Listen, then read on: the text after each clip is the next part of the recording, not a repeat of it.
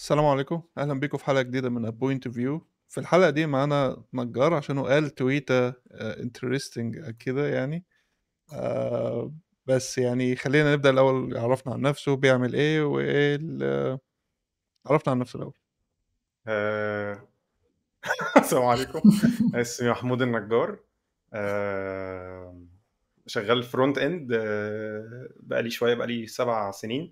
آه، ما كنتش قبل كده يعني خريج كمبيوتر ساينس، فيعني انا شفت كارير، اشتغلت فتره قبل كده حاجه تانية وبعد كده شفت كارير وابتديت اشتغل من 2016، اخر 2016 كده. بس شغال دلوقتي حاليا في شركه شغاله في الفاينانشال سيكتور في هولندا. بنشتغل على ابلكيشن بيرن جوه مايكروسوفت اكسل. بس كان عندي يعني بدايه التويت ليه كان علشان عندنا في الشغل كان في بروجكت كده انترنال برودكت. كان مكتوب، احنا في الشركه كل اليو ايز بنكتبها الجديده بنكتبها برياكت، وكل اليو ايز بتاعت المين برودكتس مكتوبه برياكت. بس كان في برودكت قديم كده انترنال كانت اللي عاملاه، او كان اللي عامله يعني حد كان شغال، كان عمله فيو جي اس، وقتها كان فيو 2. والبرودكت ده كان شغال وهو انترنال، فاللي هو ما كانش فيه اكتف ديفلوبمنت عليه، فقعد كتير يعني سنين، فعلا حوالي سنتين محدش لمسه. مم. وبعدين ابتدوا بقى عايزين يمبلمنتوا فيه حاجات ويزودوا فيه شويه فيتشرز وكده. وانا الشخص اللي اشتغلت على التاسكايه دي. آه، كان في اراء بتقول ان احنا نخليه، طالما احنا شركه بنشتغل كل الفيوز بتاعتنا او اليو ايز بتتعمل برياكت، فليه ما نعملش يعني خلاص نشقلبه ونسيبه على جنب بقى ونعمل واحد جديد برياكت يوزنج رياكت مم. ايكو سيستم، وممكن نعمل ريوزنج لاي كومبوننتس او حاجات اوريدي احنا بنستخدمها. ما حسيتش قوي وقتها ان في حاجات شيرد تو بي يوزد بتوين المين برودكتس والانترنال برودكت ده. ف بلس ان هو اوريدي برودكت شغال ما فيهوش مشكله، هو بس الديبندنسيز او الباكجز بتاعته قديمه و يعني وممكن يعني نكستنده مش اكتر يعني. ف انا كنت بقى ضد يعني حاولت ازق في سكه ان احنا نخليه زي ما هو فيو ونكستند عليه. فقعدت كده شويه، عملت ابديت لشويه باكجز زي فيو مثلا من فيو 2 لفيو 3. وبعدين ابتديت استخدم بقى ازود فيتشرز عليه باستخدام اللي هو الكومبوزيشن اي بي اي الجديد اللي موجود في فيو 3. فابتديت وانا بستخدمها ابتديت الاحظ حاجات حلوه عجبتني يعني. بس مم. ده اللي خلاني اكتب ان انا ايه ده، انا مبسوط وانا بكتب فيو. يعني حسيت ان انا في ستريس بحسه وانا شغال في رياكت مش بحسه وانا شغال في فيو. يعني في حاجات كتير قوي بقعد افكر فيها في رياكت، في فيو ما بفكرش فيها، او بفكر فيها بطريقه اسهل. خلينا نقول يعني. مم. بس فده ده كان السبب، وده عشان كده انا هنا. أنت منورنا أولا يعني. حبيبي الله يعزك. حتى لو مش عايز تتكلم عن الفيو يعني، بس ال اللي في التويتر اللي كان يعني اللي خلاني ريتش اوت ليك، ان اولا انا اعرفك، ثانيا ان يعني تويتر حاسسها هتدي برسبكتيف انترستنج للناس يعني اللي هتسمع المقارنه. هي مش مقارنه يعني، في ناس تقول مقارنه، لا هي بندسكس افكار. ممكن تقول عليها مقارنه شور، مش قشطه، مش مشكله، بس مش هتبقى مقارنه اللي هي السطحيه اللي هم الناس فاهم، لو هات واحد بتاع رياكت، هات واحد بتاع فيو، حطهم قدام بعض، الاثنين ما يعرفوش عن بعض حاجه، فاهم. فالمقارنات دايما بالظبط. بتند اب سطحيه جدا، كل واحد بيقول لك بوليت بوينتس وخلاص. لكن انا حاسس ان كناس يعني، اعتقد احنا كلنا كتبنا رياكت، انا كتبت رياكت بس مش كتير، كتبت فيديو طبعا اكتر، انت العكس فاهم. فانا شايف في انترستنج دايناميك هنا، ممكن يغير النقاش شويه انه يبقى مفيد يعني، على ليفل ان هو هيبقى ديب ليفل. احنا هنتكلم في تكنيكاليتيز وهنتكلم في ديفلوبر اكسبيرينس اعتقد اكتر ما احنا هنتكلم على يعني، ممكن في الاخر نسيب حته الحاجات السطحيه زي الكارير تشويسز والحاجات دي يعني، فخليها في الاخر. مم. أنا حابب نبدأ بسؤال. يعني طبعًا هيبقى صعب إن إحنا نفصّص بالضبط الexperience بتاعتك واحدة، واحدة، هنشوف النقاش هيودينا فين. فتعالَ كده نبدأ كبداية. يعني أول حاجة أنت بتعملها لمّا تيجي تخش view component أو view application، انت كده كده عملت مايجريشن. احنا اتكلمنا عن حلقه المايجريشن، فمش هنتكلم على المايجريشن خلاص، هنتكلم على الاكسبيرينس بتاعتك وانت بتبيلد حاجات جديده يعني من اول هذه النقطه. ماشي. مم. فاول حاجه انت بتعملها لما تيجي تفتح فيو كومبوننت او تكتب فيو كود، الدوت فيو فايل اللي هي السنجل فايل كومبوننت. يس. فدي مختلفه كبيره قوي عن رياكت. يعني دي من اكبر الاختلافات ما بين فيو ورياكت، ان انت في رياكت احنا بنستعمل جي اس اكس صح، لكن في فيو احنا بنستعمل ما يسمى بالدي اس ال دومين سبيسيفيك لانجويج، اللي هي الفيو تمبلت والفيو سكريبت والفيو ستايلز، وهم عباره عن ستايل تاج، سكريبت تاج، تمبلت تاج. فالتمبلت ده شويه مش اتش تي ام ال، هو سوبر سيت من اتش تي ام ال، فاي حاجه فاليد اتش تي ام ال تنفع فيه، بس زايد عليه شويه حاجات. فممكن تكلمنا على يعني ايه اللي لقيته حلو هنا او ايه اللي لقيته وحش هنا مقارنه بالرياكت، ونقدر ناخد ديسكشن من هنا. بص، هو بالنسبه لي رياكت بتخليني احس ان انا اقول لك، لو حد بادئ يتعلم برمجه وبيبتدي يتعلم من الفرونت اند، يعني ده المجال الفرونت اند وبيكتب يو ايز. بالنسبه لي لو حد بيحب البرمجه، انا كنت بحس ان انا اكتر حاجه كانت بتحسسني ان انا بروجرامر هو ان انا اكتب جافا سكريبت.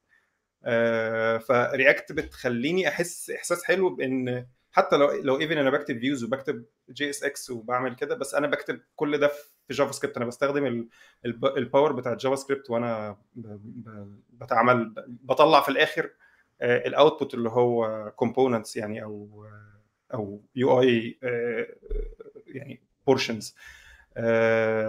بس لو انا بصيت لها بقى الناحيه الثانيه، لو انا يعني كحد بقى مور اكسبيرينس بقى جاي من ابلكيشن فيه بقى كومبوننتس كتير و و وعايز يبقى عندي ويل ديفايند باوندري لكل ما يحتويه الكومبوننت، يعني كل اللي الكومبوننت بيحتاجه عشان يشتغل. انا بحس ان السنجل فايل كومبوننتس بتاعت فيو بتميك مور سنس، واتس كلينر بالنسبه لي. هو فايل واحد فيه كل حاجه تخص الكومبوننت ده، المفروض الكومبوننت ده يكون محتاجها. لو حد فيكم كان اشتغل في رياكت قبل كده، رياكت مشكلتها في مشكله كبيره في رياكت، في ان هي ما فيهاش طريقه كلين ان انت تستايل الكومبوننتس كنت بتاعتك لسه او هقول لك الستايلز، يعني هو ايوه كولوكيت الستيت مع اليو اي، بس نسى الستايلز. بالظبط. الستايلز بقى ايه، اتعامل انت بقى يعني تشوف انت هتحطها فين. حد بقى مم. طلعت بقى حاجات كتير، تكتب بقى سي اس اس وتستخدم بيم مثلا. لو انت هتستخدم فانيلا سي اس اس، فهتستخدم حاجه زي بيم مثلا عشان ما يحصلكش عشان السكوبنج، وما يحصلكش اللي هو الكوليجن بتاع كذا مكان بيحصل فيه بيستخدم نفس الكلاس نيم. او ان مثلا مع طلوع الموضوع بقى اسهل شويه مع ظهور الستايل سي اس اس موديولز. سي اس اس موديولز خلت ان انت تعمل فايل تحط فيه الكلاس نيمز وتبقى سكوبد، بس يعني هي بتبقى بتحول لهاشز وقت بعد الكومبايليشن. فكل كومبوننت اللي بيستخدم الكلاس نيم من الفايل الاكس هو هياخد هاش معين. الهاش ده هو هيبقى يونيك اكروس الابلكيشن كله او البيج كلها. فدي الطريقه الثانيه، بس ستيل يعني في فاصله ما بين الكومبوننت نفسه والستايل بتاعه، او ان انت تستخدم ستايل كومبوننتس. فانت تعمل برضو ستايل كومبوننتس، وستايل كومبوننتس كان ايزلي جيت اوت اوف هاند، لان انت عشان تستخدمهم في الكومبوننت هتحتاج تكتبهم فوق الكومبوننت. عشان تكتبهم فوق الكومبوننت هتقعد تعمل كذا حاجه. لو عندك كومبوننت فيه كذا اليمنت وكلهم ستايل، هيبقى الفايل بتاعك كبير قوي، وهيبقى بيفور هاند هيبقى عندك الستايل كومبوننتس كلها، وبعد كده في الاخر خالص الفانكشن اللي هي الريندرابل كومبوننت اللي في الاخر.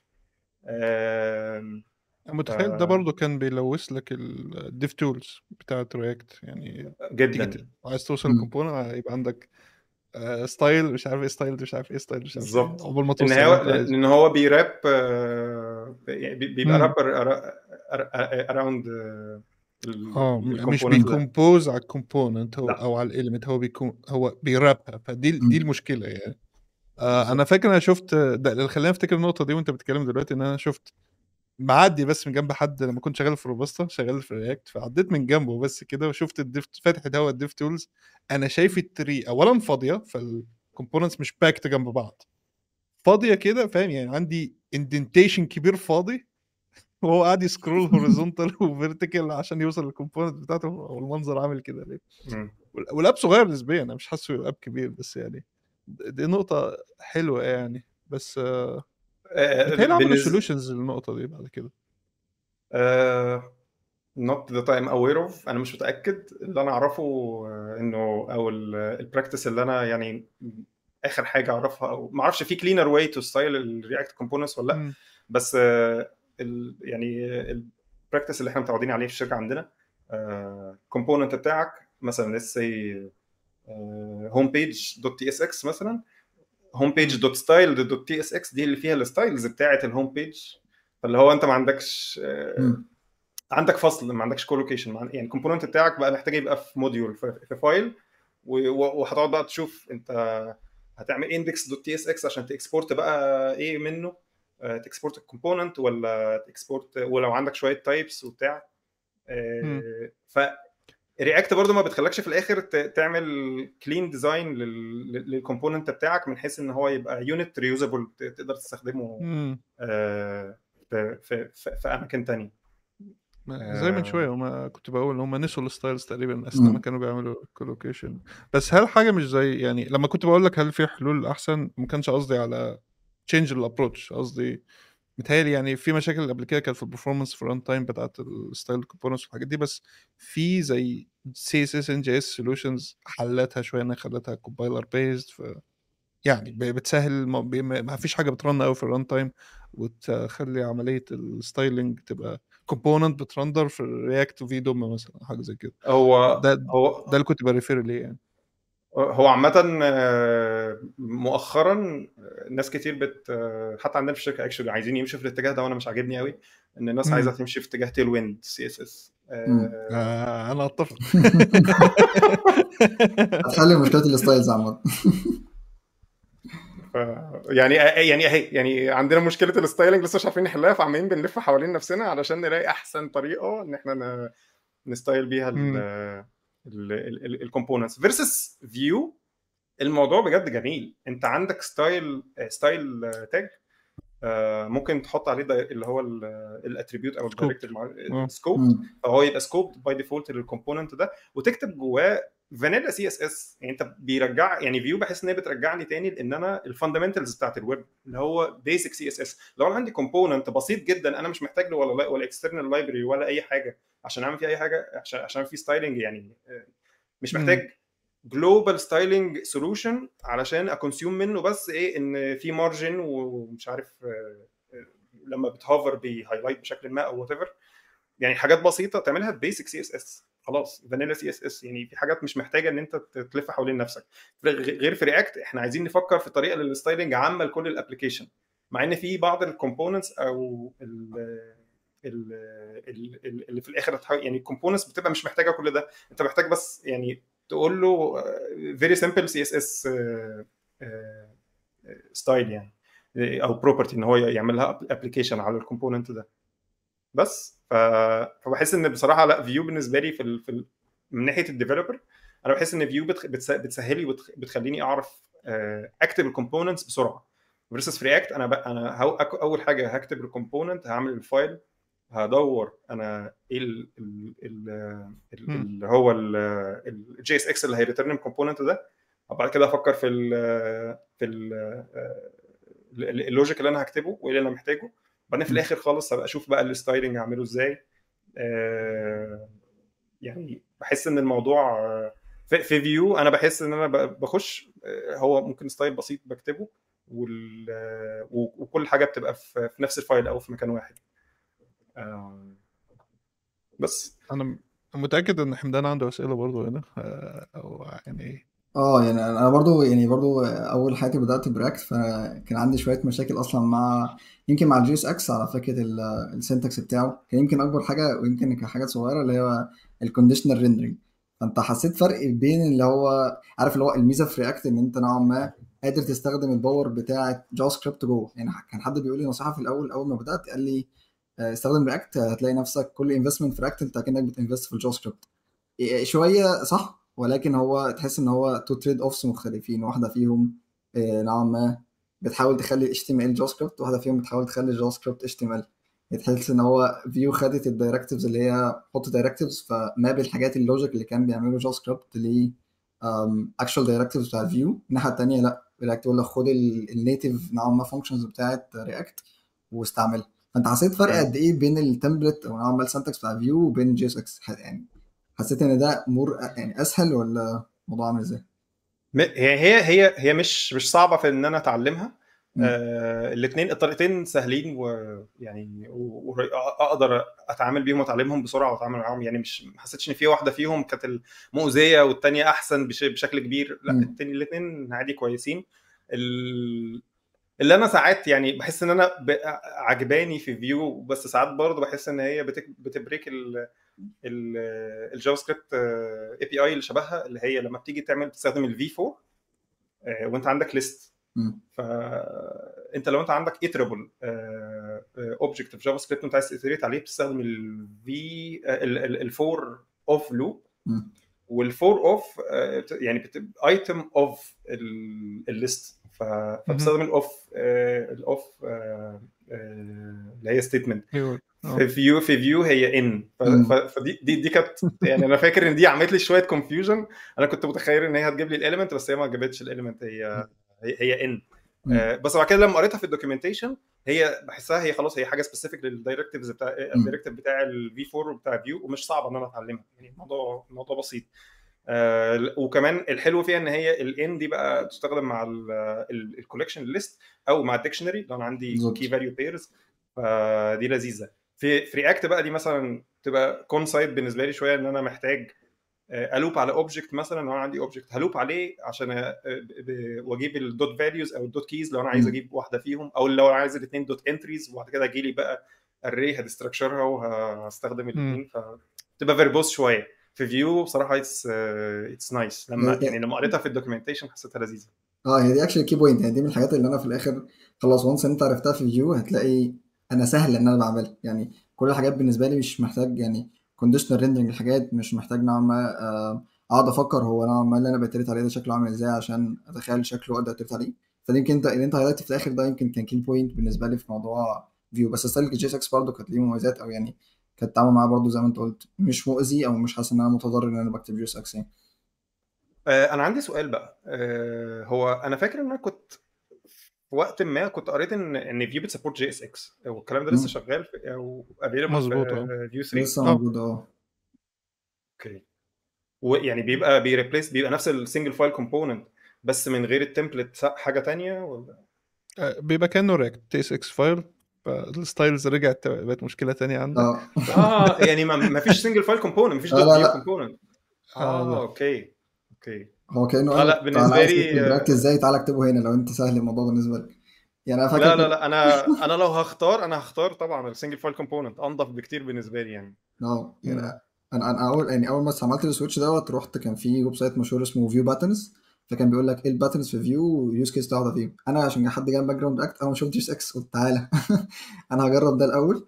بس بعد ما جربت وبعد كده رحت للسنجل فايل كومبوننت قلت لا خلاص انا اسف ان انا جربت، يعني خليني اكمل زي ما على حد علمي الفكره الجي اس اكس بتاعت فيو مش مينتيند باي كور تيم، مينتيند يا اما ناس من كور تيم بس مش ايفن يو نفسه، او مش الناس اللي هي اللي بتكونتريبيوت في فيو بشكل كبير يعني. ففي حاجات فيها هتبقى فيه ليميتيشن. يعني هم عندهم المين السنجل فيو كومبوننت، بس جي اس اكس عشان بتوع رياكت ما يزعلوش، فاهم؟ يعني عشان سهل نص يجوا يعني. انا في حوار التمبلت كان في فكره عندي هنا كنت حابب اناقشها، اللي هي انا حاسس فعلا يعني قوه الجافا سكريبت كلها تحت ايديك في الجي اس اكس، صح؟ وكل الكلام الجميل ده، بس ساعات هي يعني مش بتعطلك. انت لو ينفع تعملها جافا سكريبت ينفع تعملها جي اس اكس، صح؟ يعني البريمس ده حلو، بس انا حاسس ان هو بيفيل شويه قدام شويه اكزامبلز قد تكون عمليه شويه، او بيجبرك تعمل حاجات انت ممكن تعملها في جافا سكريبت بس مش بالضروره تستعملها في كومبوننت. فمثلا كان حمدان جاب سيرتها كونديشنال ريندرنج. فانا موضوع جميل لو انا عايز ارندر حاجه او حاجه، صح؟ ترنري وخلاص، حط دي زي الفل، ما فيش اي مشكله. طيب افرض انا عايز اعمل بلوك، لو كونديشن عندي فانا عايز ارندر البلوك ده، فاحنا ممكن نربه كله في اف، بس ساعتها هتعمل ايه؟ ايرلي ريتيرن، فانت بتقول انا هريتيرن البلوك ده لو حاجه هتحصل او كمل، صح؟ يعني جافا سكريبت اكسكيوشن عادي. بس افرض انا عايز البلوك ده يبقى في نص البلوك الاخير اللي هيرندر، فاهم قصدي؟ فانت هتحطه بقى في فاريبل، فاهم؟ هتبقى بتعمل منتال جيمناستكس كتيره، عشان ايوه انا حاسس انك بتبدا بقى تستراجل ما بين انت تبدا تنسى ان دي جافا سكريبت، ايوه فيها تمبلتس هنا وفيها تاجز، بس يعني حاول تقاوم ان دي تمبلت، فاهم؟ عشان تعرف تعملها في الاخر. فانا حاسس ان دي بتبقى رخمه يعني ممكن تتعمل بفراجمنت، يعني الراب اللي انت عايزه في فراجمنت ده كانه في اف على تمبلت، صح؟ يعني في اف على سيكشن وامبده هناك، او اندفايند لو انت مش عايز ترندره. بس يعني المشكله المنتال موديل هنا بالنسبه لي ان انت بتاكيوميليت التمبلت في دماغك. يعني انت كأن التمبلت، تخيل معايا ان هو اري، وانت هتقول في النود دي، في النود دي، في النود دي، في البلوك ده، في النود دي، في النود دي. فعشانها جافا سكريبت فانت مضطر تفكر فيها كده. لكن مثلا في التمبلت بتاع فيو هو اتش تي ام ال، فانت لو الحته دي موجوده رندر الحته دي، يعني انت مش ماشي بنفس الاكسكيوشن موديل بتاع جافا سكريبت. لو ماشي من تحت لفوق بتكسكيوت، من فوق لتحت بتكسكيوت، صح؟ لا انت ده اتش تي ام ال، فانت اوريدي طلعت بره طريقه التفكير بتاعت الجافا سكريبت. ساعات بتبقى دي ادفانتجز هنا يعني. ده رايي يعني. انا متفق معاك جدا. يعني هو اللي بيشغل رياكت كتير بيبقى يعني لو هو عايز يعمل كونديشنال ريندر بيبقى عارف ان هو بس هيبقى عنده الكونديشن، وبعد كده يعمل اللي هو الاند اند والحاجه اللي هو عايز يبينها. ده الطريقه بس اكيد الناس الاكسبيرينس عارفين ان هم في الاول وهم يعني، او ان سهل جدا ان انت تقع في حته ان انت يبقى عندك ليست وتعمل ليست دوت لينث لو فيها ايتمز، اند ريندر حاجات مثلا او حاجه معينه. بس لو ما فيهاش list دوت لينث هتيفالويت تو زيرو، اللي هي هتبان عندك في هتطبع عندك في هيطلع لك زيرو. ايوه الكومبوننت هتلاقي، فعشان كده تلاقي ايوه الغلطه دي كانت بتحصل كتير. فهي انا كل ما بشوفها في ويب سايت الاقي زيرو كده على فاير، بقعد اضحك اللي هو انا عارف ايه اللي حصل يعني. بس في نفس الوقت الناس بتميتيجيتها، اللي هو انت هتحلها ازاي في الجافا سكريبت؟ هتحل ازاي ان عندك كومبلكسيتي هنا طلعها في فانكشن ثانيه او كومبوننت ثانيه، يعني بس الناس بتنسى ده. يعني ده قصدي، فاهم؟ ان انت الموضوع كبريمس حلو، بس الناس بتنساه كل ما الموضوع يبقى كومبلكس اكتر. الا طبعا الناس الاكسبيرينس اللي انت بتقول عليهم، اللي هم في الاخر يقدر يقول لا استنى كده انا هعمل كومبوننت تانية عشان هعرف امانج الدنيا هناك. حمدان كنت عايز تقول حاجه؟ لا انا كنت اقول لك كمان في ميزه في فيو، يعني ان هو حتى اللي انت قلت عليه البراكتيكال اكزامبل بتاع اف كونديشنز كتيره وكده، هو في كيسز بتبقى مور كومبلكس، مثلا زي اللي كان معانا المره اللي فاتت في ديناميك كومبوننت. هو دي كيس انا ما اعرفش غالبا هرندر ايه، فلو حاولت ارندر حتى بال HTML اللي هو السنتكس اللي هو ممكن نقول عليه دلوقتي يعني مور يعني شوجري عن السنتكس بتاع جي اس اكس، هو انت ده اصلا برضو كسنتكس في الاخر او اللي انت كتبته صعب، فتيجي فيو تقول لك بقول لك ايه انا ممكن ريبليس لك ده بنوعا ما بحاجه تانية، اللي هو مثلا حاجه زي ديناميك كومبوننتس، افصل اللوجيك او افصل الكومبوننت انت عايز ترندر لوحدها والكونديشنز بتاعتها، وانا ماجيكلي ههندل ده. فاللي هو برضو دي يمكن يعني جزء تاني، انا مش بتسحل مع التمبلت في فكره اللوجيك هناك، فممكن فيو تديني اوبشن زياده اعرف افصل نوعا ما ايه اللوجيك او السنتكس او نوعا ما الحاجه اللي بتهندل الكونديشنال ريندرنج دوت بره خالص، ويبقى جاست التمبلت نظيفه جدا. انا في الاخر ده الريزلت اللي هتطلع، كل الكلام ده من يوريثيك جافا سكريبت. فدي برضو حاجات اكسترا، اللي هو خد كومبلكس سيناريو، وده الريل سيناريو اللي اغلب الناس اللي زي ما انت قلت الناس الاكسبيرينس مش هتقع فيه. اغلب الناس هتلاقيها يعني بتهندل الموضوع مش باحسن طريقه، بلس اكسترا كمان لو عنده كيس شبه كده. فانا متخيل حاجه زي جي اس اكس في الكيس دي غالبا هيبقى صعب انك تميتيجيت او صعب ان انت تحاول تتعامل معاه. فدي برضو اكسترا حاجه يمكن فيو برضو بتحاول تعمل. يمكن عشان نقفل نقطه التمبلت، هل انت اتعاملت مع السلوتس؟ جدا. طيب وبص جميل، حلو قوي. هي انا عايز اقول لك مش هي السلوتس الكورسبوندنج بتاعها في رياكت اللي هي تشيلدرن، ايوه الكومبوننت ايوه تشيلدرن. ايوه ايوه. هي الرياكت واي الرياكت سنتكس في الحته دي بصراحه احسن. هي عندك تشيلدرن كومبوننت وانت بتحطه، بس هي مشكله رياكت ان هي بتديك وات ايفر انت هتحط جوه الكومبوننت. يعني انت عندك كومبوننت A بيكسبكت ان انت لما ترندره او تستخدمه هتحط جوه حاجات. فانت هتديفاين لو انت عندك تي اس اكس فايل كومبوننت ايه مثلا، هتقول ان البروبس بتاعته with children، فهيبقى يجي لك الchildren اسمه ده بروب، هتاخدها وترندرها وقت مكان ما انت عايز. السنتكس حلو في رياكت، بس فيو عاجبني جدا فكره ان انت كمان ممكن تعمل نيمد سلوتس. يعني انت لو عندك الكومبوننت ايه، ليتس سي في فيو بقى كومبوننت ايه عايز يرندر، انت محتاج من الكولر بتاع الكومبوننت او المستخدم بتاع الكومبوننت ايه، محتاج منه انه يحط لك حاجات كذا حاجه متفرقين. يعني مثلا ليتس سي خلينا نقول ان هي مثلا انت بتعمل سويم لين او اللي هو كاروسيل مثلا. فالكاروسيل ده انت محتاج الليست، لسه ان الكاروسيل ده فيه شويه لوجيك سام هاو يعني او ستايلنج، فانت عامل له كومبوننت لوحده.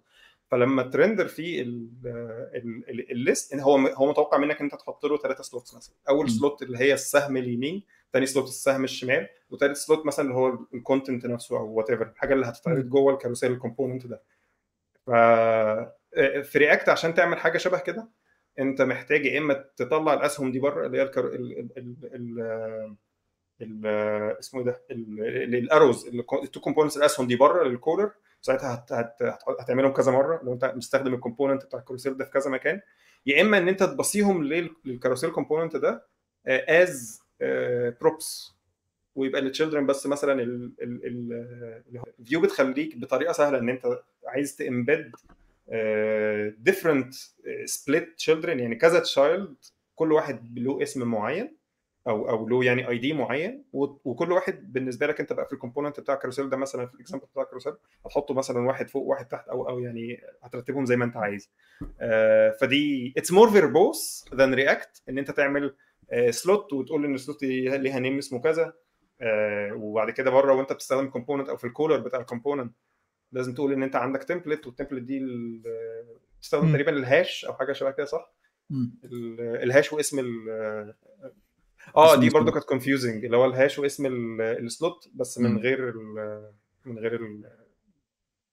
اللي هو زي كانها زي دايركتيف يعني على التمبلت نفسها. فدي كانت غريبه سيكا بالنسبه لي، بس برضو مش حاجه اللي هو صعب ان انا اتعلمها يعني. وانس انا اتعلمتها مش وحشه يعني. هي بس جديده شويه وهي مور فيربوس، فبتدي ممكن في الكومبوننت الكولر بقى بتاع الكاروسيل هيبقى فيه مالتيبل ليفل اوف نستنج بس. فهي لذيذه، هي حلوه فكره ان انت تقدر تعمل كذا تشايلد، مش بس وان زي ما رياكت بتعمل. لو انت عندك كذا حاجه عايز تحطهم از تشيلدرن فبترابهم في الاخر في فراجمنت مثلا، او تعمل لهم كومبوننت لوحدهم. انا رستي هنا شويه. في رياكت السلوت بيبقى عباره عن تشيلدرن، والتشيلدرن دي بتبقى بروب، صح؟ بروب بالظبط. فهي بروب بترجع لك array of JSX nodes او function بترجع لك array of JSX nodes او single JSX node، صح؟ صح. it can be an array. صح انا ممكن اعمل كومبوننت يبقى فيه كذا حاجه، صح. بس في الاخر انت بتجيت children. انت لو عايز مثلا، لو انت بتexpect ان let's say الاكزامبل بتاع كروسيل سهم يمين وسهم شمال والكونتنت، فانا هحتاج ان انا تقريبا استخدم التوب ليفل children واشتغل على التشيلدرن. يعني بعمل رياكت دوت تشيلدرن وبديها للتشيلدرن وباكسس بقى للتشايلد الاولاني والتشايلد الثاني، تقعد تبص عليهم. بالظبط. فمحتاجه يعني افتح في التشيلدرن دي اللي جايه لي، ما احطهاش زي ما هي كده في مكان واحد. التشيلدرن بروب دي رياكت بيديها لك يعني من غير ما تديكليرها بشكل ما، يعني اول ما هو يحط تاجز ما بين يعني جوه الكومبوننت دي تشيلدرن، هي بتجيلك. هي بتجيلك على طول. انت مش بتبعت دروب اسمها تشيلدرن وانت بتيجي تستعمل. اوكي. لا اعتقد هي في الاي بي اي انت لو عملت بروب اسمها تشيلدرن اعتقد هي تاكت از نفس الشيء، بس مش متاكد. لان هي مش الطريقه المستخدمه ان انت بتفتح الاوبننج والكلوزنج تاج بتاع الكومبوننت بتاعك وبترمي جوه اللي انت عايزه. بس وفي تايب سكريبت لو انت عايز الكومبوننت اللي بيكسبكت التشيلدرن ده في تايب سكريبت، انت ممكن تخلي البروبس بتاعته كمان بتكسبكت تشيلدرن بالديفاين يعني علشان رياكت ما تصوتش في وشك في المكان الكولر ان انت الاوبننج تاج والكلوزنج تاج وتحط جواه حاجات. هي هتقول لك ان انت محتاج في تشيلدرن ريكوايرد، فانت لازم تحط تشيلدرن في الحاله دي. بالمناسبه دي حاجه ظريفه ان هي تايب تشيكت صراحه. دي حاجه دي مش موجوده في الفيو. بالظبط. انا كنت عايز اسال، انا حسيت ان في فيو في ساعات فيو بتسيبني اعمل حاجه وانا المفروض مش ده اللي انا البيهيفير اللي انا عايزه. انا عندي كومبوننت بيكسبكت سلوت مثلا ليه اسم معين، فهو لو انا ما حطيتوش خلاص هو مش موجود. مم. بالظبط. يعني دي مش حاجه لازم تكتبها. انت ينفع تكتبها بايدك، يعني انت ينفع في السيت اب كود تكتب اف سلوت، ينفع في فانكشن اسمها يوز سلوتس فبترجع لك السلوتس اللي جات لك. انت ممكن تقول اف نوت سلوتس دوت ديفولت ثرو ايرور مم. عيط. بس ده ران تايم للاسف، مش يعني اللي عاجبني ان دي اللي انت بتقول عليها في رياكت دي ستاتيك تايب سكريبت تشيكينج، دي حاجه بالظبط. قويه جدا صراحه. بس في اكزامبل الكاروسل انا مش عايز اركز عليه قوي، بس يعني انا شايف عشان تعمل بقى مالتيبل سلوتس انت ممكن تعمل كذا بروب، والبروب دي يبقوا شبه التشيلدرن دي فانكشن ترجع جي اس اكس، وانت بالظبط. بقى تقعد تحط ايه هنا ودي تحط هنا ودي تحط ما هنا. هو ده اللي انا دي الورك حاسه اراوند. بيثرو مم. يعني بحس ده بقى المزعج في النقطه دي، ان انت لما تبدا تديفاين فانكشن ترجع جي اس اكس وكده، برضه لو انت فاهم في رياكت ده بالنسبه لك مش مشكله خالص، لكن بيكم اوف از ويرد، صح؟ اللي هو مم. انا ببعت فانكشن بترجع جي اس اكس بتخلي شكل الكومبوننتس في الجي اس اكس بشكلها غريب لما يبقى عندك فانكشنز بترجع حاجات كده. دي حقيقة. بس لكن السلوتس في فيو هي انا فاهم ليه حته الهاش بانج ليه لخبطتك، هي جديده نسبيا، هي شورت هاند جديد نسبيا. لكن اوكي. الفول سينتاكس بتاعتها اللي هي في سلوت كولون اسم السلوت مم. بعد كده يعني. ليه بقى الشورت هاندز دي اتضافت؟ يعني واتس ذا بوينت؟ يعني لو انا احساسي بقى ان ما هو ساعات برضو علشان ادور على حاجه ازاي بتتعمل فبدور على الاكزامبلز اونلاين، فساعات بلاقي مثلا بدل الفي اون يبقى ات، بدل الفي سلوت بدل مش عارف ايه. فدي الحاجات دي ساعات بالنسبه لي بتبقى مش انا متلخبط. لو انا مش ما خدتش الدوكس كده كلها قريتها وعارف ايه الشورت هاند، كل الشورت هاندز اللي موجوده، هبقى كونفيوز سيكا. مم. دي يمكن حاجه، يعني هي مالتي لايرد بروبلم، فاهم؟ يعني احنا ممكن نارجيو ليه هي دي مشكله، بس هما فيو حاطين شورت هاندز دي للناس هتكتبهم كتير يعني. البايندنج في رياكت مثلا، لو افترض انت عايز تسبريد اوبجكت بروبس على كومبوننت تسبريده، انت جافا سكريبت اعمل اوبجكت سبريد خلاص الموضوع خلص، صح؟ بالظبط. في فيو ما ينفعش، فانت لازم تعمل في بايند الاوبجكت ده. طب عايز تعمل تو واي بايندنج فاحنا هنعمل ده كتير، انت هتكتب بروبس كتير، هتعمل بايندنج كتير، هتعمل مش عارف ايه كتير، فهو عايز بس كدي اكس انا اديك وسيله تاثر الموضوع ده. لكن في رياكت انت مش محتاج تاثر يعني الموضوع سهل اوريدي، مش محتاج تاثره يعني. فعشان كده هم بيكزيستوا يعني الحاجات دي. بس زي ما انت بتقول كده ده بيعمل سايد افكت مش لطيف، ان انت لو واحد لسه بتتعلم وتعلمت سينتاكس ممكن لما تشوف تاني تستغرب. ففي ناس مثلا اعرفها كانت اتعلمت مثلا من الكود بتاعي مثلا، الناس اشتغلت معايا فهي متعوده على الشورت هاندز، لان انا بستعمل شورت هاندز بس. انا تقريبا ممكن ما تلاقيش عندي لا اللونج هاند او النورمال هاند طريقه يعني في الاكسبريسنج بتاع الفي بايند والفي اون والفي سلوت والجو ده. فلما شافوا في بايند كانوا بيسالوا ازاي اعمل سبريد الاوبجكت على في كومبوننت، يعني اوبجكت فيها بروبس ازاي سبريدها. قلت لهم استعملوا في بايند بس ما تديهاش ارجيومنتس واديها الاوبجكت خلاص، ده السبريد. ففي بايند بالنسبه لي يعني ايه في بايند؟ فانا دلوقتي استنى، انت ما تعرفش يعني ايه في بايند؟ طب احنا بنعمل كله ازاي؟ ما دي في بايند بس، فاهم؟ النولج دي بقى جات لوست في النص بقى وهم بيتعلموا من مراقبه كود يعني. فده بيفركشر الكوميونتي، في ناس هتلاقيها شغاله بالشورت هاندز وفي ناس هتبقى شغاله كده. بس هي بص يعني ممكن الدوكيومنتيشن وكده ما بيركزش قوي على النقطه دي، بس يعني احنا كفيو ديفلوبر شغالين من ايام فيو 2 الموضوع ده اتحفر في مخنا، يعني اتحفر في مخنا كولون يعني في بايند ارجيومنت مش عارف ايه يعني كذا. فبس هي حاجه زي ما انت بتقول يعني هتخبط فيها، بس لما تتعلمها خلاص هتموف اون، صح؟ بالظبط.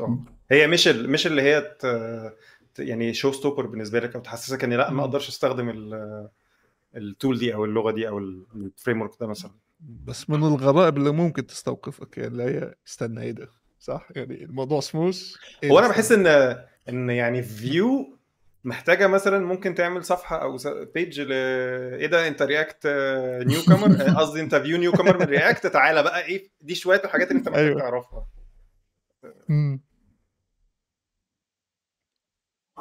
بس متهيألي في حد عمل فيديو او كورس او ما انا اعرفش، شفت في حد كورس عمل على حاجه عن انا كده. شفت كورس على فيو ميستري، فيو فور رياكت ديفلوبرز. عارف اللي هو ده دايما موجود مثلا على فرونت اند ماسترز، تلاقي مثلا ايه فيو فور رياكت ديفلوبرز، مش عارف انجلر فور فيو ديفلوبرز. اه بس فحلو، ما هي شفتش بيفرق لك العكس، كتير. رياكت فور ما فيو. شفتش رياكت فور فيو ديفلوبرز، ما شفتهاش دي مش محتاجين ممكن ديفلوبرز بيدل على حاجه. عندهم.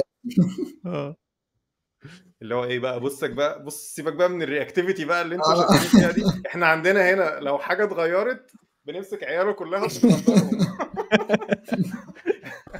الحاج محمد هيرندر، هاتوا هو والعيال رندر كل اللي تحتيه. اي ثينك دي بوينت، يعني جاري بيقول ده منطقي. عارف اللي هو فيو عنده يعني يمكن سنتكس شوجر اكتر، فاللي هو بقول لك ايه، شفت اللي انت كنت متضايق منه هناك، هنا هصلحه لك. فهنا يقول لي شفت اللي انت اتبسطت بيه هناك، هحزنك عليه تاني. بس يعني دي بقى مش حاجه بتقول مين احسن ومين اسوأ يعني، بس برضو انا عارف ان احنا لسه ستك في التمبلت، بس خلاص هنموف اون يعني. بس في حاجه انا بالنسبه لي شايفها يعني ما فيش مش حلوه او وحشه، فاهم يعني، هي نيوترال بالنسبه لي، لكن بتبقى انترستنج من التشويسز اللي بيعملها اللي عمل الفريم ورك ده واللي عمل الفريم ورك ده. يعني مثلا التمبلت باينه في السلوتس، وانت بتتكلم عن السلوتس ان في فيو انت بتديكلير هنا في سلوت اسمه كذا، يعني هنا في مكان هيتحط فيه حاجه، هنا مكان هيتحط فيه حاجه، وهنا مكان هيتحط فيه حاجه. بعد كده لما تيجي تستعمله حط هنا كذا، حط هنا كذا، حط هنا كذا. فدي فيري ديكلاريتيف، يعني اكستريملي ديكلاريتيف. ليه؟ لان بس ده منطقي يعني. هتقول ليه هم عملوها كده؟ هم شغالين اتش تي ام ال حرفيا في التمبلت، لازم يبقى ديكلاريتيف، مفيش طريقه تانية. وده بيعمل مشاكل زي ما انت قلت. اجي عمل ليميتيشنز بعد كده لما نيجي نفاليديت. يعني افرض انا عايز سلوت ده ابسولوتلي، السلوت ده لازم يكون موجود، ما تقدرش تعمل كده. ليه؟ لان هي ديكلاريتيف، والاتش تي ام ال هل الاتش تي ام ال مثلا بديك تعمل تيبل اليمنت وتحط فيه ديف، مش هيقول لك انت بتعمل ايه، صح؟ في نفس الوقت لو ما حطيتش في حاجه مش هيقول لك انت بتعمل ايه برضه. هي يعني ناتجه من كده، هي ناتجه من الكاري اوفر بتاع الهيستوري ده كله يعني. في رياكت عشانها essentially function، فينفع فاليديتها. ده انترستنج يعني بالنسبه لي. بحب دايما اشوف الفروقات الصغيره دي بتبان كده، تقول دي مش حلوه او وحش بالضروره، دي حاجه هتتعلمها وخلاص، بس في نفس الوقت بتريفيل الفلسفي يعني، اللي هي لما اختاروا يعملوا كده اذا دي النتيجه، فاهم؟ من الحاجات اللي بحب اتكلم فيها يعني او اشوفها يعني. هما الاثنين في الاخر يعني different ways of doing في الاخر the same thing يعني. احنا من الاخر مش بنتناقش مين احلى، مين احسن ومين اوحش، مين احسن ومين اوحش ليك انت كديفلوبر، وانت عايز تعمل الحاجه اللي انت عايز تعملها في الاخر بغض النظر يعني. وكمان في الشغل مع ناس كتير يعني. ماليش خبره في الشغل كتير قوي في مع فيو، بس انا بيجي لي احساس ساعات ان في فيو والفيو ايكو سيستم ما فيش روم فور a lot of choices زي في رياكت اللي هو بيبقى عندك زربيح حاجات ممكن تختار منها في كل حاجه. كذا طريقه تعمل نفس الشيء. كفايه الستيت مانجمنت. انا من ضمن الحاجات اللي عجباني جدا في فيو ان عندهم بريميتيف صغنن، ان انت لو انت عايز تعمل بيس اوف ستيت صغيره وعايز تشيرها بتوين ديفرنت كومبوننتس زي اللي هي الرياكتيف الريف دي بتبقى جوه كومبوننت، والرياكتيف دي ممكن تبقى شيرد شيء بره الكومبوننت، وممكن تبقى كذا كومبوننت بيستخدموها وبيابديت او بيعملوا ري ريندرنج وانس ان الفاليو اللي هم بيقروها من الرياكتيف دي اتغيرت. الرياكت السينونيمس لده او المشابه لده في رياكت ان انت تعمل حاجه جلوبال كذا كومبوننت، يعني اللايبرري بتديها لك كذا كومبوننت يقدروا يقروا منها ويرياكتوا للتشينجز بتاعتها. هي الكونتكست، اليوز كونتكست. والكونتكست لما بتستخدمه يعني اي حد اشتغل رياكت هيبقى عارف ان working with context لما يكون عندك داتا بتتغير كتير مش تريكي ومش سهل ان انت تخلي الابلكيشن بتاعك بيرفورمانت وافيشنت. في الحاله دي محتاج بالذات لان يعني هي الطريقه بتاعت رياكت للري ريندرنج وابديتنج الدوم، ان انت لما بيحصل عندك تغيير في الشجره بتاعتك، لما بيحصل عندك تغيير في مكان، كل السب تري اللي تحتيه هيعمل ري ريندر. فانت اللي مسؤول بقى كديفلوبر ان انت تروح مثلا عند التشيلدرن مثلا، وانت عايز ان التغيير اللي حصل في الكونتكست ده ما ياثرش على اول باتري. كومبوننت تحتيه والسب تري بتاعته، فتعمل التشيك بتاعك بقى او تعمل ميمورايزيشن او وات ايفر. فبتخليك انت اللي عندك المسؤوليه ان انت تعمل ده. فدي مثلا حاجه بسيطه جدا رياكتيف، بتخليك تعمل داتا تقدر تشيرها بين كومبوننتس. في رياكت انت عشان تعمل حاجه مشابهه من غير ما تعمل بقى تدخل نفسك في الهاسل بتاع الكونتكست، انت محتاج تدور بقى على سولوشنز بقى زي مثلا ريدكس، which is يعني لو انت عندك ستيتس بسيطه ومحتاج بس تتراك الفاليو بتاعتها عشان تظهرها في كذا مكان، انت مش محتاج لريدكس، ومش محتاج برضو الحاجات كتير من اللي موجوده، محتاج بس المكان هي ليترالي هي رياكتيف وتو واي باوند، يعني الكومبوننت يقدر ان هو يقرا ويابديت فيها. ريدكس جايه بقى بفلسفه مختلفه بقى، واحنا هنعمل حاجه اسمها يوني دايركشنال داتا فلو علشان رياكت، عشان دي كلينر وايزي تيستبل، وهي فعلا فيها حاجات كويسه بس لما بيكون الستيت بتاعتك او الابلكيشن ستيت بتاعتك كومبلكس للدرجه اللي هي تحتاج ان انت تعمل الفاين تيوننج قوي ده في الداتا بتاعتك. بس دي من الحاجات الرهيبه بصراحه في فيو. من الحاجات اللي انا بشوفها برضو، يعني احنا اتكلمنا عن التري بتاعت الستايل كومبوننتس، بس في تري كونتكست صح، لما يبقى عندك ثيم، اوكي، ثيم بروفايدر، ثيم كونتكست، ادي اول رابر حوالين الاب كله، تاني رابر اللوكاليزيشن مثلا او اللوكال، تالت مش عارف واحد ايه اللي بيفتش لي من الاي بي اي، رابع واحد مش عارف بيعمل ايه. فتبقى عندك حبه حلوين كده. يعني في واحد شفت عمل حركه حلوه، عامل مش عارف دي لايبرري ولا لا، بس زي فانكشن بتاخد كونتكست دول كلهم وتطلعهم لك في كومبوننت واحده، فاهم يعني؟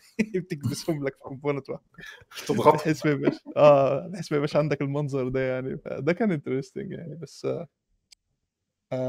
دي يمكن البنفيتس بتاعت اللي هي الرياكتيف بريميتيفز. لو انت عندك عايز تعمل ستور في فيو، اكسبورت كونست كاونت بيساوي ريف في زيرو، خلصت بالظبط. خلصنا. تحفه بجد. بالذات بتبان بقى لما تيجي تستخدم يعني ريف مثلا على فاليو، ليتس ان هي فاليو مثلا على كاونتر كومبوننت مثلا، وفي عندك زرار اب وداون مثلا، او بلاش خلينا مثلا نقول انبوت اليمنت، ولما تزود عايز تعمل حاجه، ولما تنقص عايز تعمل حاجه. فانت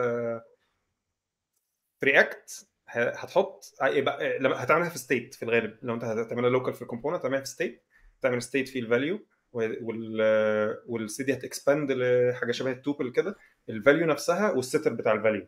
انت هتاخد الفاليو تحطها في الفاليو بتاعت الانبوت، والستر ده تعمل اون تشينج، وعلى حسب بقى الاون تشينج ده تغير الفاليو.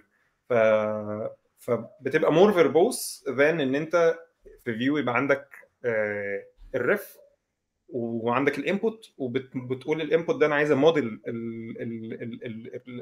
الرياكتيف فاليو دي.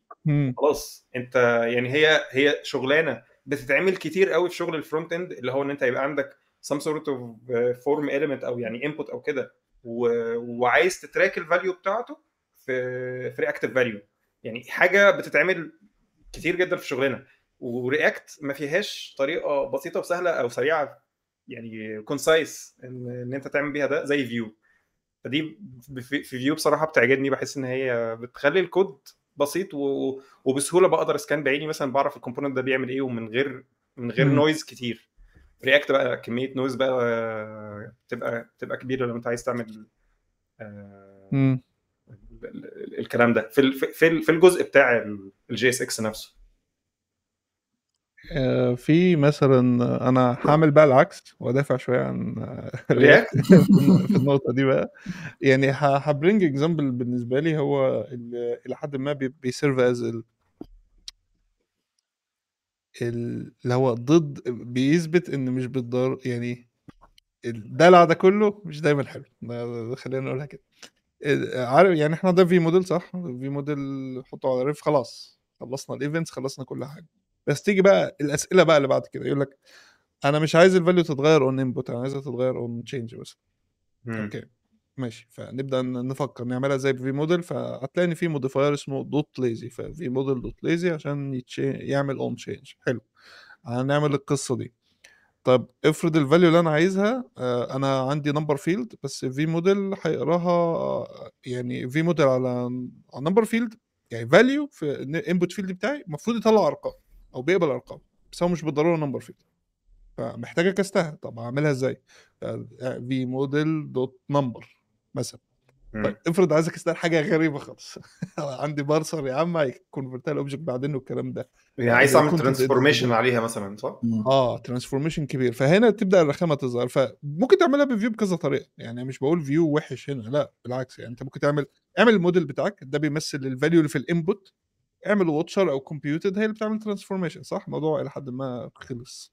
لكن افرض يعني انا عايز اوبتمايز اكتر انا عايز لما الايفنت يطلع اعمل انا ترانسفورميشن عشان انا مش مهتم بالفاليو اللي جوه الانبوت حاليا او حاجه زي كده يعني من هذا القبيل. فانت هتبدا طب في موديل مش هيساعدني هنا فعايزين نفك بقى الفي موديل. الفي موديل كده كده سنتكس شجر لحاجتين موديل فاليو وايفنت اسمه ابديت موديل فاليو فهو بيتفك الى حد ما الاثنين دول.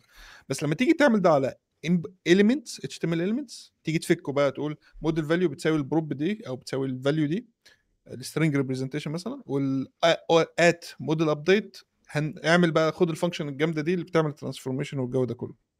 بس هتلاقي ان ده مش شغال. ليه؟ لان الانبوتس مش بتمبلمنت الموديل ما فيهاش موديل اتريبيوت وما فيهاش ابديت موديل ايفنت.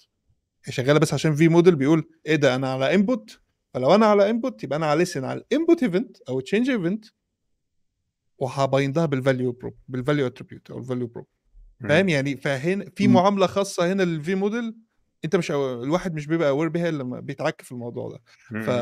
فهتفك لو انت عايز تفكها صح هتفكها ازاي؟ فاليو بروبرتي وات اللي هي ات او في اون انبوت ايفنت فاهم. فهنا بقى تبدا الازعاج يظهر شويه لما تبقى عندك ادفانسد يوسج او عايز تعمل شويه كاستمايزيشنز عن اللي هو الديفولت بيهيفير بتاع البايندنج يعني. اوكي بالظبط. لكن لو انت بتعمل كاستم كومبوننت انت كده كده وانت بتعمل كاستم كومبوننت عندك كنترول الموديل فاليو والابديت موديل وانت بتمتهم بنفسك وبتوتشهم بنفسك في الكومبوننت امبلمنتيشن. في حتى هيلبر اسمه ديفاين موديل بيخليك تسهل الموضوع ده جامد. فلو انت بتتعامل مع كومبوننتس موضوع سهل جدا. تتعامل مع اتش تي ام ال حقيقي الموضوع بيبدا بقى يلخبط فاهم. تبدا الفروقات تظهر اللي هو ليه بيعمل دي معامله خاصه. انا كنت فكر ان هم بيتفكوا كده لا بيتفكوا كده طول ما هي كومبوننت لكن بتفكر حاجه تانية لو هي انبوت يعني. فدي الحاجات اللي انت مش هتتعلمها لما تخبط في الويرد بقى كيسز لو انت عايز تعمل حاجات غريبه حرفيا يعني. ف ده ممكن يكون اللي هو مش مدافع عن رياكت لكن في نفس الوقت رياكت سواء سيمبل يوز كيس او ادفانس يوز كيس اعمل نفس اللي انت بتعمله كل مره مش فارق. ايوه يعني فور بيتر اور وورس يعني. فانا بحب دي في فيو ان هو بيسكيل يعني لسه في اسكيب هاتش ليك لسه في ورك اراوند انك تشغل الدنيا دي بس في نفس الوقت بتبقى من اللحظات اللي بتستوقفك برضه. لكن رياكت هي بتستوقفك في الاول بس بعد كده مش بتسال السؤال اعملها ازاي. انت اوريدي عارف بالظبط فاهم قصدك. انت فعلا ده يعني دي طريقه معالجه الايفنتس مثلا او كده. هو ده الطريقه الديفولت لان انت تعمل البايندنج بتاع فاليو مثلا. فانت مش هتسال فعلا انت هتعرف عارف هتجيب الفاليو ازاي وعارف بقى لو انت عندك اكسترا ستيبس على بال تعملها يعني على الفاليو او عندك سايد افكتس او حاجه فانت عارف هتعملها فين. هي اوريدي دي الطريقه اصلا اللي انت بتهندل بيها البايندنج. حمدان عندك اسئله هنا؟ لا يعني انا بالنسبه لي الموضوع يعني تاتش نفس البوينت بتاعتك ولكن هي زي ما انت بتقول حاسس ان هو كده كده فيو اوتومايز فور يعني تقريبا نقدر ايه اغلب اليوز كيسز بتاعتك. حاسس ان اغلب اليوز كيسز هتلاقي الموضوع شغال معاك ومور انتويتيف اكتر ولكن بقى محتاج تستخدم ورك اراوند. يعني انا واقف نفس اليوز كيس ديت بس يعني كنت بميتيجيتد بقى بكمبيوتر بروبرتيز ووتشرز واقعد السن على الفاليو واعمل بقى نوعا ما الترانسفورميشن ده بدايه. بس في اغلب الكيسز هو مور انتويتيف نوعا ما اكتر او يعني خلاص دايركت مش محتاج اعمل او افكر فيه كتير يعني. احنا كنا جبنا سيره الكومبوزيشن اي بي اي فانا حابب مثلا نتكلم على الفروقات ما بينه يعني مش ايه اللي فيه. يعني احنا اتكلمنا في ريف صح في رياكتيف خلاص كل ده دي ستيت شيرد يعني مش لازم ما بين كومبوننتس حتى ممكن احطها في فايل تايب سكريبت واغير فيها هناك وهترفلكت في الكومبوننتس اللي بتمبورته يعني. بس اللي حاسس ان ممكن يعني النقطه هنا نتكلم فيها ازاي الكومبوزيشن يبقى اصلا بيرن فيرسز ازاي الهوكس في رياكت بترن. يعني على حد علمي وصلح لي برضه لو انا غلط، الهوكس في رياكت ليها رولز كتير. يعني انت في لينتر انت بتحطه عشان ما تخبطش ما تضربش نفسك بالنار وانت بتستعملها. دي حقيقة. دي حاجه غريبه بالنسبه لي اولا. يعني ليه انت تعمل اي بي اي ممكن مش دايما بيبقى بيست اي بي اي ديزاين. يعني هو يعني ده كده باد اي بي اي ديزاين. انت تعمل اي بي اي ممكن واحد يستعمله عشان يضرب نفسه بالنار، خاصه ان يعني انا حاسس الهوكس اي بي اي كاي بي اي حلو. الكونسبت بتاعه يعني فكره ان الكومبوزابيلتي بتاعت كود اربيتري اقدر احطه في اي كومبوننت دي عبقريه مفيش نقاش فيها يعني. لكن اتعمل ازاي في الرياكت ده اللي بالنسبه لي غريب شويه، فاهم يعني. ما ينفعش تستعمل معاها اف مثلا، ما ينفعش تقول اف وتحطها تحتها يوز ستيت. لا ما ينفعش تعمل كده. ده احتمال يتغير قريب يعني، او يعني ده اللي قالوه يعني هيتغير بعد رياكت 19 او 20 عشان الكومبايلر بيقولوا انه هتقدر تعمل كونديشنال هوكس. طب ده حلو. فانا على اتكلم حسب بقى ما بصيغه اذكر الماضي يعني اتكلم بصيغه الماضي حلوها ولا او ده اللي كان انا فاكر انا بيحصل. سمعت نفس الكلام. يعني انا فاكر ان هو يعني كان حد من زمايلي اللي هو شغالين رياكتيفلي كان بيقول لي مشاكل نوعا ما الهوكس هتتحل بالفيرجن الجديده، بس ايه ديتيلز ممكن يكون فعلا خلاص يعني. طيب هو هنذكرها لسبيل التاريخ ولو طلعت هتتحل خلاص مش مشكله. فكان اللي هي ما ينفعش تعمل كنترول ستيتمنتس عليها ولا فور ولا سويتش ولا اف ولا، عشان هي كانت مربوطه بالكول اوردر تقريبا. يعني يو ستيت اول واحده هترن مربوطه بالكومبوننت دي، ثاني واحده هترن مربوطه بالكومبوننت دي. الاوردر ده ما ينفعش يتغير، ولو اتغير الدنيا هتبوظ. ف ده كان بيعمل للناس مشاكل لو انت عندك كونديشنال وعايز ترندر حاجه وفيها ستيت صغننه كده مثلا. فلا ما ينفعش تعمل كده، حط دي في كومبوننت بعيد، اكستراكت ده الكومبوننت، عشان دي الطريقه الوحيده ان حاجه زي كده تشتغل. فانا مش بقول ان ده مش حاجه وحشه او حلوه، بس انا بقول ده ليميتيشن غريب. لان انا متعود في الرياكت، يعني رياكت ميزته ان هو ما بيستعملش رياكتيف فاليو زي ريف. ده مش لازم اعمل دوت فاليو كل شويه، صح يعني. دي ممكن تكون رخمه شويه. ما هو الريفس في رياكت في نفس الكلام. انت قصدك ريفس كرياكتيف فاليو مش الريفس كرياكتيف فاليو، مش انت بتاكسس element الفاليو بتاعت الدوت فاليو. اوكي بس في التمبلت انت بتاكسس يعني بت دي اللخبطه بقى من غير ما دي لخبطتني شويه برضو بصراحه في الاول. الريف في فيو مش مخصوص للتمبلت اليمنتس، مش للاليمنتس، ده لاي حاجه هابنز انه يبقى الفاليو بتاعته HTML element. فانت ممكن تقول ريف وتبعت له زيرو رقم عادي. فدي ستيت، ودي بنفضل نستعملها اوفر رياكتيف الصراحه يعني. عشان رياكتيف فيها شويه ايه حاجات ممكن تكاتشك وانت مش واخد بالك. اسمع علينا يعني. فميزه رياكت انك بتتعامل مع فاليوز طبيعيه، صح؟ بوليان نمبر، مش رابد وذن حاجه، مش عارف ايه. في ريف لو انت عايز يبقى عندك فاليو في الكونتكست بتاع كومبوننت بس التغيير فيه ما يخليش الكومبوننت يريندر والسب تريت يريندر. اللي هي اليوز الريف اوبجكت ده بيبقى رابط برضه جوه حاجه كده، ولو عايز تاكسس الفاليو بتاكسس دوت كارنت.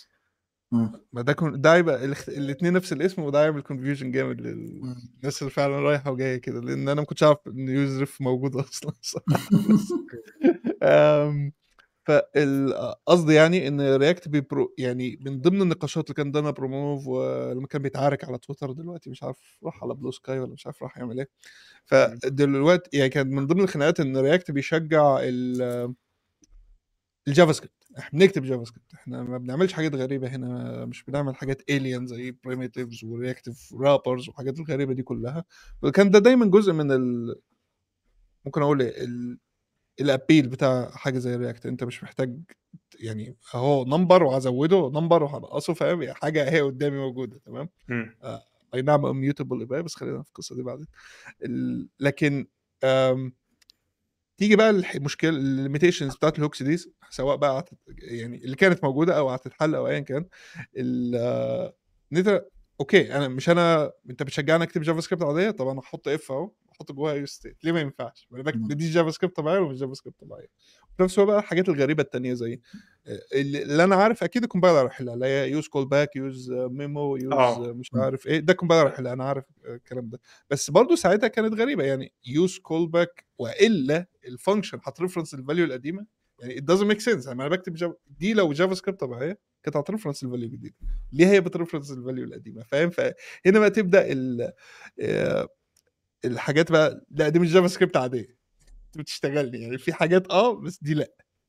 هو انا لو هجاوب على الحته دي او لو هقول الهدلو بدلوي في الحته دي، فانا يعني ماي اندرستاندينج، فهمي ازاي رياكت بترن، انه لما الكومبوننت بيبتدي ماونت، هو بيشوف الهوكس اللي موجوده فيه، والهوكس دي الفانكشنز اللي جواها بتبقى زي اكسترنالي يعني ديفايند، ومربوطه بالكومبوننت ده بديبندنسي اري.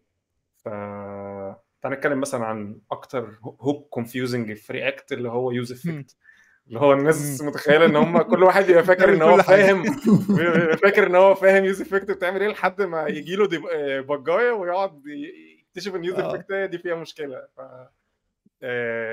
فيوز افكت مثلا انت بتقول فيها ان انا عايز، انت بتستخدم يوز افكت، بتديها حاجتين، الفانكشن اللي ترن، وبتديها ديبندنسي اري، ولازم تديها ديبندنسي اري لو انت مستخدم اللينتر يعني، بس انت ممكن ما تديهاش ديبندنسي اري، ساعتها هيبقى ملهاش لازمه. يعني ممكن خلاص تكول الفانكشن او تشيل اصلا الفانكشن، ويبقى جوه الفانكشن اللي انت مديها لها هو ده اللي يرن كل مره. بس ان انت تديها ديبندنسي اري، فانت بتقول لي رياكت انه لما الحاجات اللي جوه الديبندنسي اري دي تتغير في الكومبوننت، لما يريندر، انا باكسبكت ان الكومبوننت ده، انا باكسبكت ان الفانكشن اللي في اليوز افكت دي ترن تاني. هي صعبه شويه ومش سهله، بس يعني مثلا لو انت عندك ليتس سي ايه كومبوننت لما تري ريندر، عايز تعمل تكول، تفتح اليرت مثلا، او تكول مثلا توستر كومبوننت كده، بيقول اي حاجه، بس انت عايز تعمل ده لما ستيت معينه او جزء معين من الستيت هو اللي يتغير، فانت بتحدد انهي جزء من الستيت هو اللي بيتحكم في ان الافكت ده او السايد افكت ده يرن. بس فلو انت بقى خليت ان يعني لو انت حطيتها في ان انت حطيتها في اف ايلس، ف انا مش قادر افكر بصراحه ليه هو رياكت مش بتخلي ده. انا عارف ان هم كده بيقولوا ان احنا كده بنستخدم جافا سكريبت، بس هم اكشلي بيبريكوا البروميس ده او المقوله اللي هم بيدعوها دي. بس ميزه الهوكس في رياكت بالنسبه لي عن فيو، انا بحسها في اليوز افكت بالذات، انه يوز افكت بيقرب السيت اب والكلين اب بتاع الكومبوننت جنب بعض. فانا في نفس اليوز افكت اقدر اعمل السيت اب بتاع شويه حاجات، مثلا زي مثلا هانيشالايز سيرفيس مثلا، وبعدين لما الكومبوننت اماونت انا عايز ادستروي السيرفيس دي مثلا، او عايز الانستنس بتاعت السيرفيس دي مثلا خلاص عايز اعملها ديستركشن، فهو بيحط لك الاثنين جنب بعض قريبين يعني من بعض، المسافه بينهم قريبه في الكود، فانت هم في شايف نفس دي وشايف الفانكشن، دي. في نفس الفانكشن، لان هي في اليوز افكت، انت الفانكشن اللي انت هتديها لليوز افكت ممكن برضه طبعا الاي بي اي بتاع يوز افكت ان الفانكشن دي ممكن تريتيرن فانكشن ثانيه، الفانكشن الثانيه دي بتبقى هي كلين اب فانكشن. بس هي confusing بقى في حته ان انت تكيب تراك اوف الديبندنسي اري. اللينتر اللي هو اي اس لينت رولز، او هي بتبقى تقريبا اي اس لينت كونفيج، تقريبا اسمها اي اس لينت رياكت كونفيج، رياكت هوكس كونفيج او حاجه كده. لما بتحطها هي بتنبهك، بتعمل لك وورنينج للديبندنسيز اللي يوزد جوه الفانكشن، بس انت مش حاططها، مش عامل لها ليست تحت از ان الديبندنسي اري، هي بتورنك للموضوع ده، بس مش بتعمل لك وورنينج لو انت حطيت حاجات زياده في الديبندنسيز ليست ومش يوزد او مش مستخدمه جوه الفانكشن. فدي كنت جربتها، كانت حسيتها اجريسيف شويه، لان مثلا ان عندي ستيت اوبجكت، ستيت فيها اوبجكت، وانا في اليوزر افكت بستعمل الاوبجكت دي، بس بستعمل باثز بينها، يعني يوزر دوت نيم، يوزر دوت ادرس، والكلام ده. فاللينتر كان بيقول لي لا، انت هتحط يوزر دوت نيم، وهتحط يوزر دوت ادرس لا هو ديبندنسي اري. فاللي هو ليه يا عم، ما ممكن احط يوزر وخلاص. هو المفروض يا اما تحط، لو انت مثلا بتستخدم جوه الافكت يوزر دوت نيم، فيا اما تحط في الديبندنسي اري يوزر دوت نيم، لان هي دي الفاليو، دي الاكشوال فاليو اللي انت بتديبند عليها جوه الفانكشن بتاعتك، جوه الافكت بتاعك. يا اما ان انت تحط يوزر اللي هو الرابر اوبجكت، وانت بتبقى عارف انه لما الاوبجكت بتاع يوزر ده يتغير، انا كده كده عايز ارن الافكت دي، بغض النظر ان انا بستخدم بس نيم منها او لا يعني. انما لو انت عارف ان نيم بس هي الاوبجكت ممكن يتغير، بس انت مش عايز ترن الا لو النيم اتغير. يعني لو two different objects with the same name عايزها ترن once، فساعتها هتقول ان انا عايز يوزر نيم بس. الرياكت كومبايلر هيعمل حاجه هنا صح؟ يعني هيحط لك هو ديبندنسيز او حاجه زي كده ولا؟ انا مش فاكر بالظبط. انا قريت اول ما موضوع الكلام عن الرياكت كومبايلر ده طلع، قريت انا الحاجات اللي هو هيعمل حاجات كتير، هيسهل اوفر هيد كتير. كان الديفلوبر رياكت، الديفلوبر بيستخدم رياكت بيفكر فيه في ان هو يوبتمايز الريندرز بتاعت الكومبوننت وكده. شغل كتير من ده هيتشال من على دماغك. برضو في يعني كاتش كده في يوز افكت، ان انت ممكن تبقى عامل موديفاين سم فانكشناليتي في السكوب بتاع الكومبوننت، فحطيتهم جوه فانكشن مثلا ليتس سي سانيتايز تكست او اي حاجه، ودي مستخدمها جوه الفانكشن اللي في يوز افكت، فمستخدمها جوه افكت، فهيقول لك ليستها في الديبندنسيز بتاعه ايوه الافكت، ما انت هتعملها ليستنج. بس هو اكشلي الكومبوننت ده لو عمل ري ريندر، انت هتري ديفاين الفانكشن اللي في السكوب دي من تاني، فهتبقى دي فانكشن تانية، فهو هيري رن اصلا الافكت. فهو الانتر هنا بيقول لك برضو ان انت محتاج تراب لو انت مش عايز، لا هو هيقول لك اكشلي ان دي ايرور، ان انت محتاج تراب الديبندنسي دي اللي هي سانيتايز تكست دي، محتاج ترابها في يوز كومبوننت يوز كول باك، فهترابها في يوز كول باك، وكمان هتشوف هي نفسها بتديبند لو بتديبند على حاجات تانية، عشان يوز كول باك هي ديبندنسي ليست برضه. فبس it sometimes can get يعني confusing ان انت تتراك لو انت عندك كومبوننت كبير وفي فانكشناليتيز كتير زي دي، افكتات وفي يوز كول باكس، فان انت تتراك ايه اللي وتقعد بقى تتصور او تتخيل ان لما دي تابديت يبقى الافكت ده هيتعمل له كول والافكت ده مش هيتعمل له كول. في الكومبوننتس المعقده بيبقى الموضوع صعب، عشان كده بويز اند جيرلز دونت دو ذس ات هوم. دايما بريك الكومبوننتس بتاعك لاصغر حاجات ممكنه عشان تسهل الشغل عليك وعلى اصحابك اللي معاك في الشغل. هي دي شويه مكافاه لموضوع الواتشرز وواتشر ديب والكمبيوتر بروبرتي صح؟ يعني هو كانه بيحاول يحلها بس بطريقه تانية. يعني يمكن انت قلت دلوقتي حاجه صغيره، ان هو لو في بروبرتي معينه من الاوبجكت، انا مش فاكر يعني مش عارف الفيو بصراحه ايه اللي هيحصل. هل انا اقدر اواتش الفاليو دي بس